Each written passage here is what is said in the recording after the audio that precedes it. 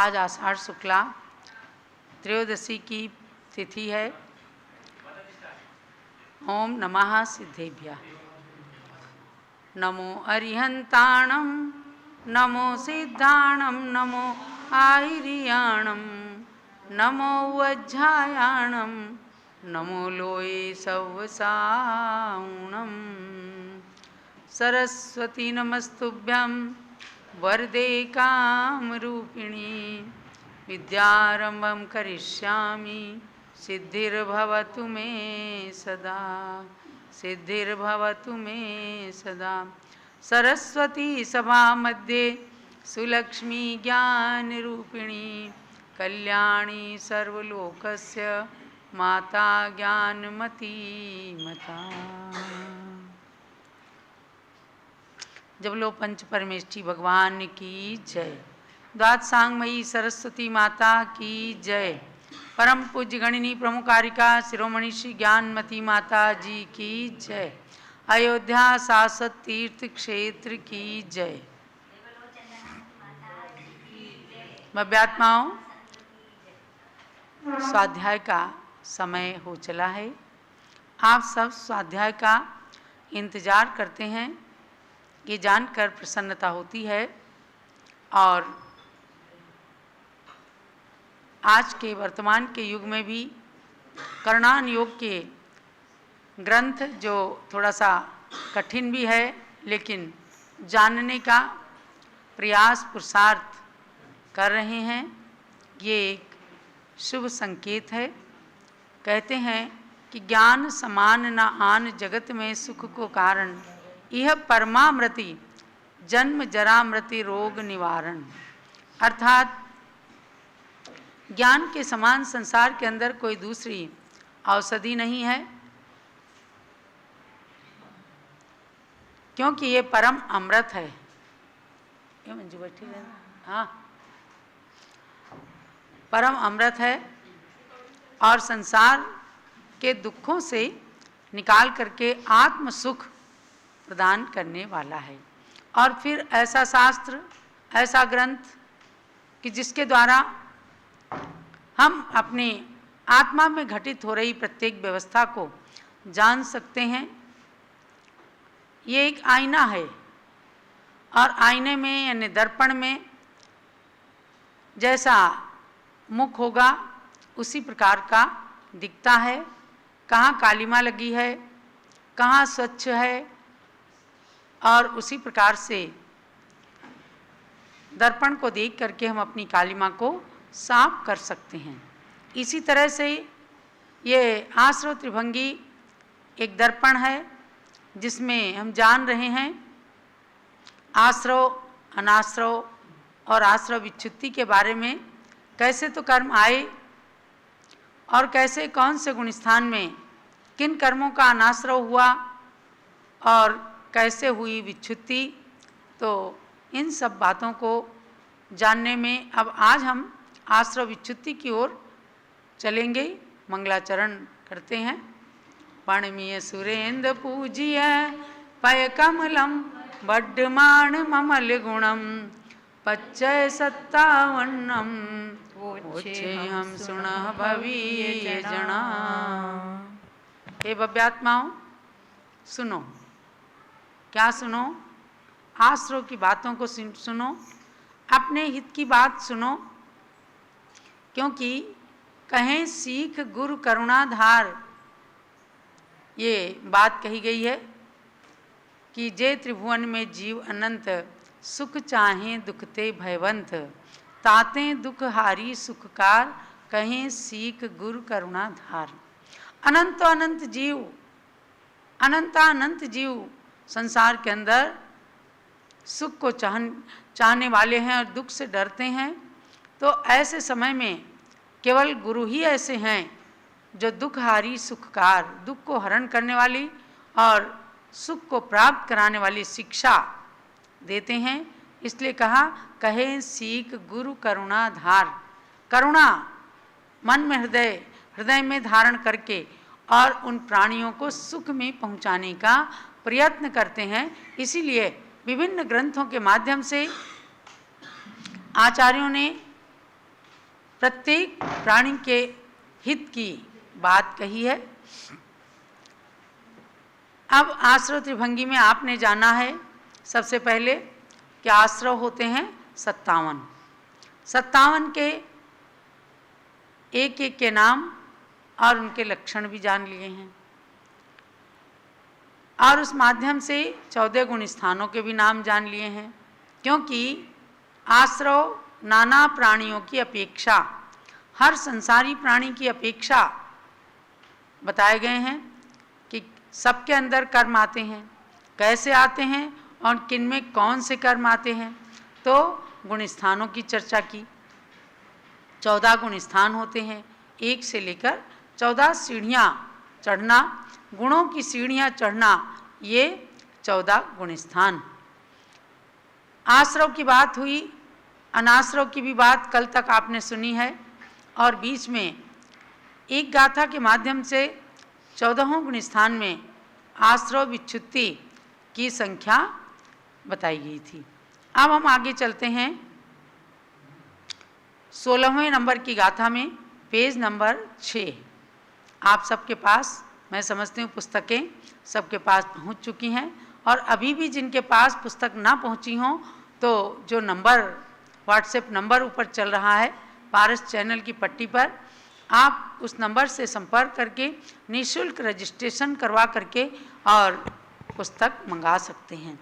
तो आश्रव विच्छुत्ति में मैं आपको ले चलती हूँ गाथा नंबर 16।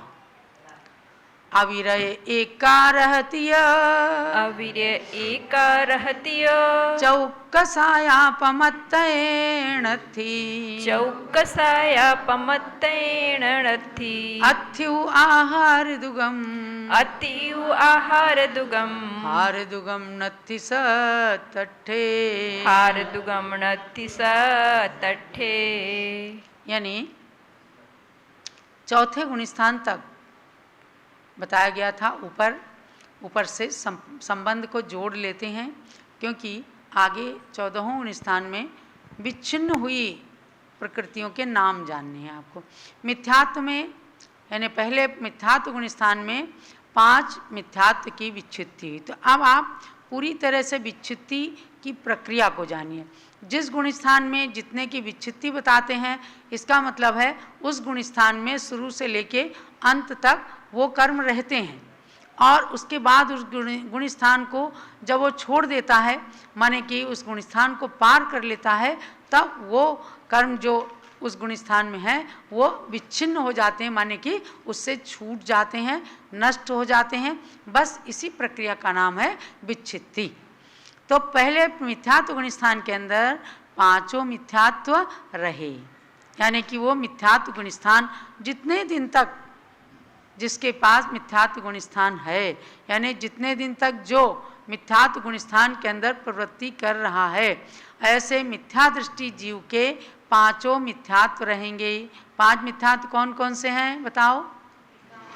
एकांत, विपरीत, संशय, अज्ञान और विनय। ये 5 मिथ्यात्व, क्योंकि मिथ्या दृष्टि गुण स्थान ही है, तो इसमें रहेंगे। और जैसे ही मिथ्यात्व से सम्यक्त की ओर बढ़ा तो पहला गुण स्थान उसके समाप्त हो जाएगा, तब उसकी विच्छित्ति हो जाएगी। ये है विच्छित्ति। अब दूसरे गुण स्थान का नाम है सासाधन, जहाँ सम्यक्त की आसाधना होती है। ऐसे सासाधन नाम के दूसरे गुण स्थान में अनंतानुबंधी क्रोध, मान, माया, लोभ, इन 4 की विच्छित्ति हो जाती है। क्योंकि जब सासाधन में आया, यानी कोई चतुर्थ गुण स्थानवर्ती सम्यक दृष्टि जीव जब सम्यक दर्शन से गिरा, सम्यक्त से च्युत हुआ, तब अनंतानुबंधी क्रोध, मान, माया, लोभ ये उसके सम्यक दृष्टि के नहीं हैं। और जब वो गिरा और दूसरे गुण स्थान में आया, यानी मिथ्यात्व में जब तक नहीं पहुंचा, उसके बीच का काल अंतर्मुहूर्त है, और उस अंतर्मुहूर्त के काल वाले गुण स्थान का नाम है सासाधन, यानी कि आसाधना सहित। तब वहाँ पर उसके अनंतानुबंधी आदि 4 की विच्छित्ति हो जाती है। अब तीसरे में आते हैं, तीसरे में आते हैं शून्य। तीसरे गुण स्थान का नाम है मिश्र गुण स्थान। सम्यक मिथ्यात्व गुण, यहाँ विच्छित्ति की बात है। सासाधन सम्यक्त नाम के गुण स्थान में ये चारों रहेंगे, क्योंकि सम्यक्त की आसाधना हो रही है तो ये रहेंगी। और जब सासाधन सम्यक्त छूट जाएगा, दूसरा गुण स्थान छूट जाएगा, तब इनकी विच्छित्ति हो जाएगी। और मिश्र में किसी की विच्छित्ति नहीं होती, तो आप जानते जाइए इनको। और चतुर्थ गुण स्थान में अप्रत्याख्यानावरण, चार कसाएं, त्रस बद, वैक्रियक और वैक्रियक मिश्र, यानी वैक्रियक का योग, वैक्रियक मिश्र का योग, इनका चौथे गुण स्थान में इनकी विच्छित्ति होती है। माने चौथे गुण स्थान की शुरुआत से लेकर के अंत तक ये रहती हैं, और जब चतुर्थ गुण स्थान छूट जाता है तब ये 7 प्रकृतियां विच्छिन्न हो जाती हैं, ये जानना है। अब 16वीं नंबर की गाथा में आइएगा, इसका हिंदी पद्यानुवाद।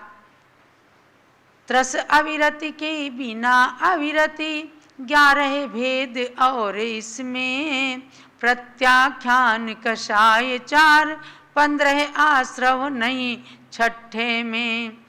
छठे गुण स्थान में होते आहारक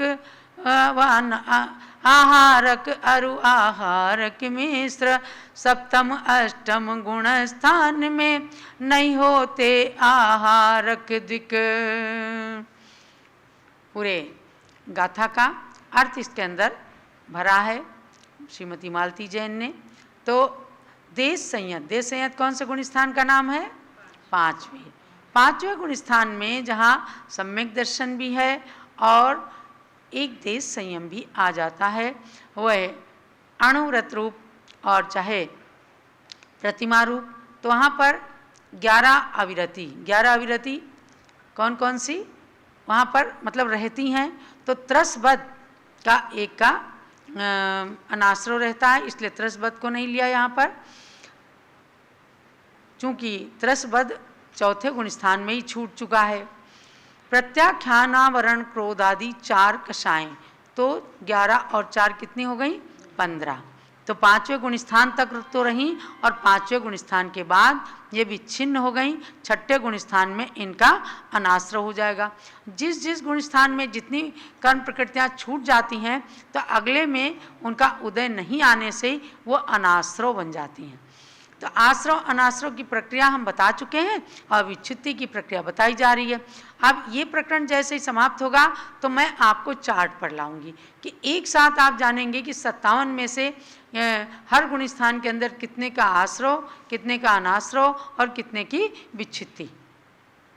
तो इन 15 की 5वें गुण स्थान में विच्छित्ति हो गई, अर्थात ये 15 आश्रव प्रमत्त संयत माने 6ठे गुण स्थान में नहीं रहेंगे। और प्रमत्त संयत के अंदर आहारक युगल ये माने जाते हैं। तो 6ठे गुण स्थान के अंदर आए हम, तो 6ठे गुण स्थान में इनका तो आश्रव है, और 6ठे गुण स्थान में आश्रव की विच्छित्ति लेंगे तो केवल 2 की विच्छित्ति होगी। अर्थात किसी आहारक रिद्धि वाले मुनराज के 6ठे गुण स्थान में, यानी आपको ये जानना है, आहारक रिद्धि होती है और वह 7वें गुण स्थान में उसका बंद होता है और 6ठे गुण स्थान में आकर के उसका उदय आता है। इसलिए 6ठे गुण स्थान में आश्रव रूप में आहारक द्विक है और 6ठे गुण स्थान के अंत में आहारक द्विक की विच्छित्ति हो जाएगी। तो 7वें गुण स्थान अप्रमत्त गुण स्थान में ये अनाश्रव रूप में रह जाएंगी 7वें में, और 7वें गुण स्थान में किसी भी आश्रव की विच्छित्ति नहीं है। 6ठा और 7वां ये 2 गुण स्थान आज कल पंचम काल के मुनिराजों को होते हैं, हो सकते हैं। किनको हैं किनको नहीं है ये तो केवली गम्य है, लेकिन दिगंबर अवस्था में 6ठे 7वें गुण स्थान का ही अस्तित्व माना गया है। अर्थात दीक्षा लेते ही सर्वप्रथम 7वां गुण स्थान होता है। किसी भी कोई भी सम्यक दृष्टि श्रावक मुनि बनता है तो उसके पहले 7वां गुण स्थान होता है और उसके बाद 6ठे में आता है। तो 6ठा और 7वां बदलता रहता है। जैसे झूले पर बैठे तो झूला बीच में नहीं टिकता, इधर और उधर झूलता रहता है। इसी तरह से 6ठे और 7वें गुण स्थान में मुनिजन झूलते रहते हैं। तो यहाँ आश्रव विच्छुत्ति किसी की भी नहीं है। अब चलिए 8वें गुण स्थान में। 8वें गुण स्थान में आश्रव विच्छुत्ति है 6 कर्मों की, 6 की आश्रव है। तो आगे की गाथा में ये यहाँ तक का 7वें गुण स्थान की व्यवस्था आपको बताई है। अब 7वें गुण स्थान में ले चलती हूँ। छन्नो कसाय नव में, छन्नो कसाय नव में, नहीं 10 में संड महिल पुंबेयम, नहीं 10 में संड महिल पुंबेयम, को हो माणो माया, को हो माणो माया, नहीं लोहो नत्युव समय खीणे, नहीं लोहो अत्युव समय खीणे। एक बार फिर से पूरी गाथा को एक साथ सामूहिक रूप में पढ़ें। पहली वाली गाथा भी नहीं पढ़ी गई थी, दोबारा से इसको पढ़ लीजिएगा। अविरय एका रहतीय चौकसाया पमत्तये नथी, अथ्यु आहार दुगम, हार दुगम नथि सतठे। छन्नो कसाय नव में, नहीं 10 में संड महिल पुंबेयम, को माणो माया, नहीं लोहो नत्युव समय खीणे। अविरत्येकादश तृतीय चतुष्कषाया प्रमत्तके न सन्ति, अस्ति हि आहारद्विकम्, आहारद्विकं नास्ति सप्तमे अष्टमे। सन्नो कसाय नव में, नहीं 10 में संड महिल पुंबेदाः, क्रोधो मानो माया, नहीं लोभो नास्ति उपसमे क्षीणे। 17वें श्लोक का पद्यानुवाद है।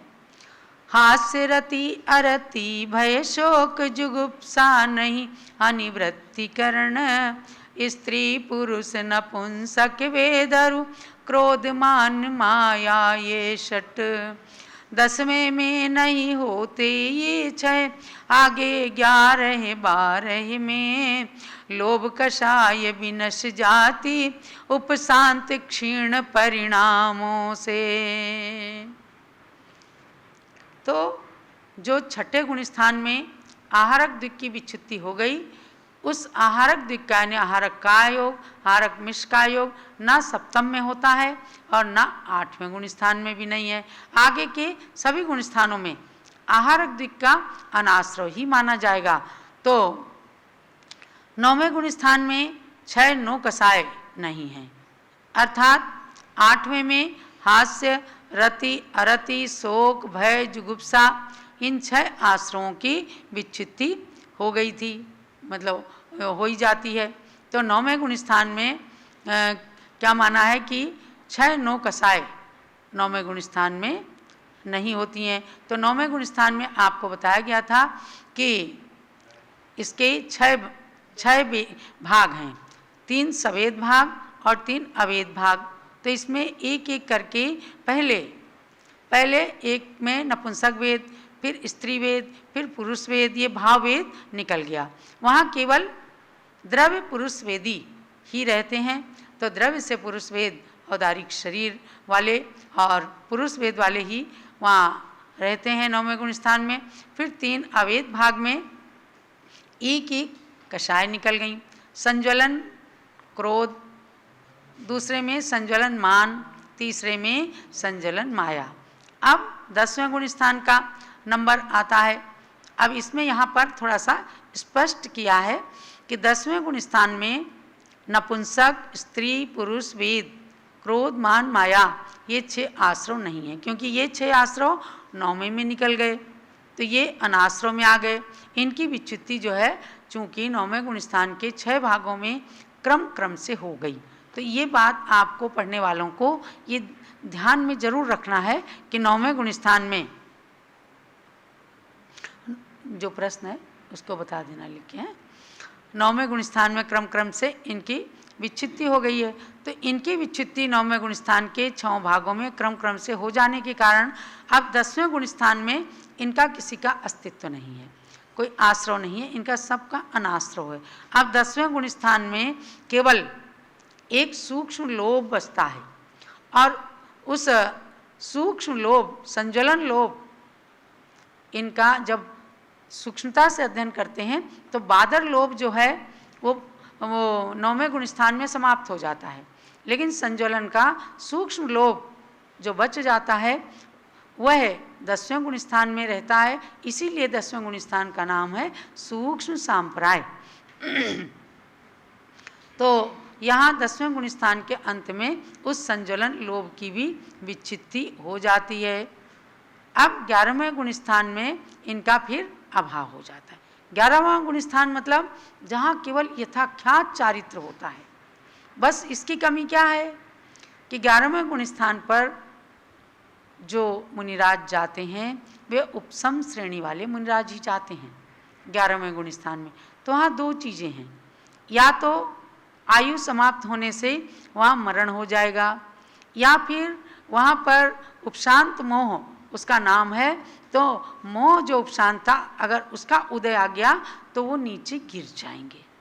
आप इसमें पांडवों का उदाहरण समझ लीजिए कि नकुल और सहदेव नाम के जो 2 पांडव थे वे जैन सिद्धांत के अनुसार उपसम श्रेणी पर चढ़े, यानी जैसे ही उनके ऊपर उपसर्ग प्रारंभ हुआ, अग्नि का उपसर्ग प्रारंभ हुआ, तो युधिष्ठिर, भीम और अर्जुन ये तीनों छपक श्रेणी पर चढ़ गए और ये 8वें, 9वें, 10वें गुण स्थान में जा करके 11वें को उलांग करके 12वें में चले गए। तुरंत मोह का क्षय कर दिया, क्षीण मोह गुण स्थान में जाकर और आयु को समाप्त करके वहाँ भी अंतकृत केवली बन गए और तुरंत मोक्ष चले गए शत्रुंजय पर्वत से। और नकुल और सहदेव उपसम श्रेणी पर चढ़े। ये सिद्धांत की बात आप जान लीजिएगा। ये 11वें गुण स्थान में चढ़े और वहाँ इनकी आयु समाप्त हो गई। आयु समाप्त होते ही इनका 11वें गुण स्थान में मरण हो गया। इसलिए ये 5 अनुत्तर में जाकर के जन्म ले लेते हैं। तो प्रश्न क्या आया है, क्या 13वें गुण स्थान में 11 परिचय रहती है? ये बिल्कुल भी आपका प्रश्न यहाँ पर सही नहीं है, क्योंकि अभी प्रकरण चल रहा है आश्रव का। आपको केवल 57 में से व्यवस्था जाननी है। ये सब प्रश्न जो हैं ये आउट ऑफ सब्जेक्ट हैं, यहाँ परिचय की कोई बात नहीं चल रही है। यहाँ आपको गुणस्थान की व्यवस्था बताई जा रही है और उस गुणस्थान की व्यवस्था में जो मैंने बताया कि उपसर्ग को सहन करने वाले या तो छपक श्रेणी या उपसम श्रेणी, दोनों पर जब चढ़े तो 3 को तो सिद्ध अवस्था प्राप्त हो गई और 2 को नहीं प्राप्त हो पाई, तो ये 11वें गुण स्थान में मरण को प्राप्त हो गए। तो ये 11 गुण स्थान तक आपको मैंने व्यवस्था बताई है कि कैसे लेकर के मिथ्यात्व से लेकर के कर्म का बंद करते करते, कर्म का आश्रव करते करते जैसे जैसे ऊपर चढ़ते हैं तो उसमें आश्रव कम का, अनाश्रव ज़्यादा का, और उसमें से जितने का थोड़े का आश्रव भी है उनकी उस गुण स्थान के अंत में विच्छित्ति हो जाती है। अब आपको कल मैं लाऊंगी कि 12वें, 13वें और 14वें गुण स्थान में कितने की विच्छित्ति है। तो 11वें में विच्छित्ति क्या जानना? 0। 11वें गुण स्थान में किसी प्रकार की विच्छित्ति नहीं, या तो मरेंगे और या नीचे गिरेंगे, तो वहाँ पर किसी प्रकार की कोई विच्छित्ति नहीं है। ऐसे कर्म की व्यवस्था ये जैन सिद्धांत के अतिरिक्त मैं समझती हूँ इतनी सूक्ष्म व्यवस्था कहीं भी आपको जानने को नहीं मिलेगी, क्योंकि संसार के अंदर जिसने जन्म लिया है, मनुष्य जन्म पा करके लोग इंद्रिय भोगों में ही लगे रहते हैं। लेकिन जैन धर्म कहता है कि आप इंद्रियों का निग्रह करें, संयम धारण करें, ताकि आश्रव से बचकर अनाश्रव की ओर जाएं और आगे जा करके मोह को क्षीण करके क्रम क्रम से स्वाध्याय के द्वारा अपने कर्मों को नष्ट करने का प्रयत्न करें। सबको जानना है। आज के स्वाध्याय का सार यही समझना। कल क्लास नहीं चलेगी क्योंकि कल चातुर्मास स्थापना है, इसलिए कल से 3 बजे अयोध्या में सभा का कार्यक्रम है। आप सबके लिए क्लास अब हम परसों के दिन चलाएंगे। तो सभी लोगों के लिए आज 11वें गुण स्थान पर मैंने रोक दिया है। अब आगे 12वें गुण स्थान में परसों के दिन आपको ले चलेंगे।